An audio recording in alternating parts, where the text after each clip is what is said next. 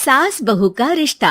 निधि और उसकी सास के बीच हमेशा किसी न किसी बात पर अनबन छिड़ी ही रहती है, जिसके चलते दोनों कभी एक दूसरे को समझने और प्यार करने की कोशिश तक नहीं करती। अरे मेरे तो भाग ही फुट गए जो ऐसी बहू मिली। हाय, मेरी तो जिंदगी बर्बाद हो गई।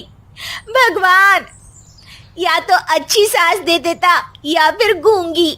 इन्हें मेरे सिर बिठाकर कौन से जन्म का बदला ले रहे हैं भगवान। क्या बोली? वही जो आपने सुना।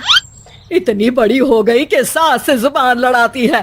अरे यही सीख कर आई है क्या मायके से? अरे नहीं नहीं, उसके लिए तो ससुराल ही काफी है। मेरी सास ने मुझे बहुत अच्छे से जुबान लड़ाना सिखाया है। हाँ। सास बहू की तीखी नोक झोंक चल ही रही होती है कि दीपू वहां आ जाता है। रिश्ता करते हुए पति पत्नी की जगह सास बहू की कुंडली मिलानी चाहिए, क्योंकि अगर सास बहू का रिश्ता अच्छा नहीं तो उनका पता नहीं, पर पति की जिंदगी तो पक्का झंड है। मुझे अपने सामने कोई झगड़ा नहीं चाहिए, बस करो दोनों। दोनों शांत होकर अपने अपने काम में बिजी हो जाती हैं। दीपू ऑफिस चला जाता है, जिसके थोड़ी ही देर में दीपू की बहन कल्पना का फोन आता है। अरे कैसी है रे बेटा? ससुराल में सब बढ़िया है ना? कोई तुझे परेशान तो नहीं करता? सास की बात सुनकर पास खड़ी निधि हंसकर कहती है, अरे बाहर है ऊपर वाले, खुद बहू को शांति से सांस भी नहीं लेने देती और बेटी से पूछ रही है कोई परेशान तो नहीं करता। अरे मेरी बेटी तुम्हारी तरह नाकारा और बदतमीज नहीं है, इसलिए उससे पूछना बनता है। तो उनकी सास भी आपकी तरह नहीं होगी, इसीलिए उन्होंने कुछ बोला नहीं। और इसी के साथ एक बार फिर दोनों सास बहू के बीच तानों का युद्ध शुरू हो जाता है।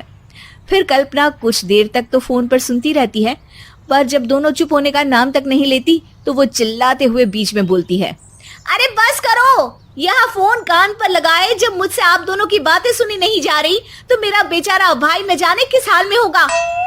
अरे ये सब तेरी भाभी की वजह से है बेटा। तो माँ, आप भी कुछ कम नहीं है।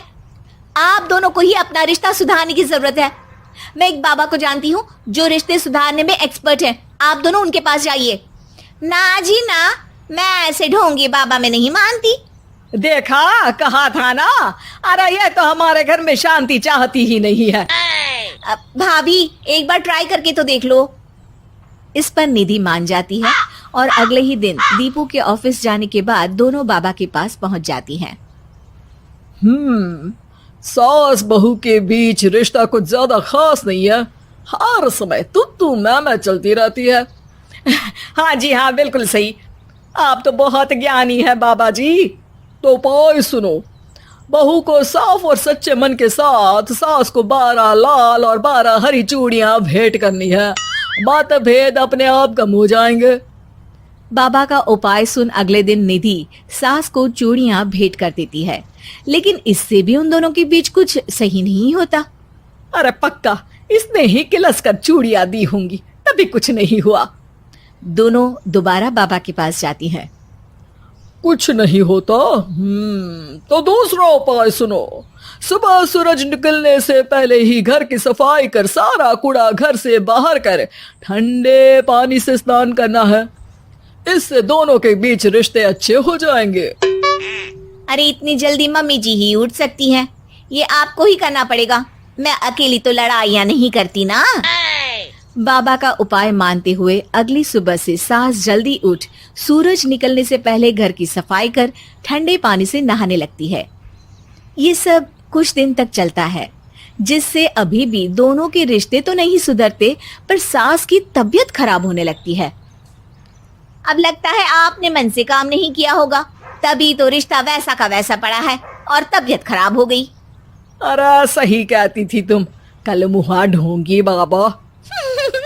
देर आए पर दुरुस्त आए। चलो आराम करो आप। अब निधि बाकी काम छोड़ सास की सेवा करने लगती है। अपनी पत्नी और माँ में ऐसा बदलाव देख दीपू बिल्कुल हैरान रह जाता है। अरे कहीं बाबा ने कोई जादू टोना तो नहीं कर दिया? मेरी माँ और पत्नी इतना घुल मिल कर तो नहीं रहती। ओहो, सरकाज़म। बस बस अब जाओ और अपना काम खुद कर लो, मुझे मम्मी जी का ख्याल रखना है। निधि की बात सुन हैरान दीपू बस उन्हें देखता रह जाता है और निधि सास का ध्यान रखने में लगी रहती है। इसी तरह दिन बीतते हैं और निधि आधे से ज्यादा समय सास के साथ बिताने लगती है, जिस वजह से उन दोनों का रिश्ता पहले से अच्छा होने लगता है और वो एक दूसरे को समझने लगती है। बहू, मैं सोचती हूँ एक बार उसे ढोंगी बाबा के पास जाना चाहिए, उसे सबक सिखाने के लिए।